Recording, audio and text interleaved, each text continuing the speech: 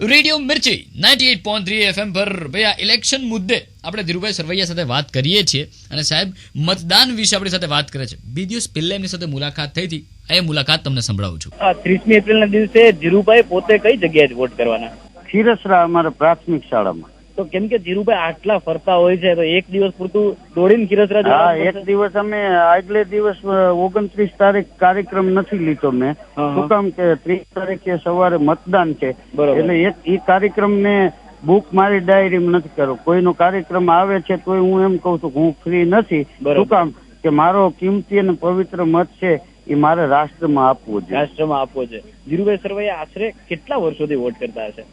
હું વોટ કરું છું 20 વર્ષનો હતો ત્યારથી. અત્યારે મારી ઉંમર 49મું વર્ષ ચાલે. ઓહો, એટલે ઓલમોસ્ટ દરેક ચૂંટણી વખતે ધીરુભાઈએ વોટ કર્યો છે. હા. તો ધીરુભાઈ એવું પૂછું કે એ આ 20 વર્ષ દરમિયાન મતદાતાઓમાં શું શું ફરક આવ્યો છે?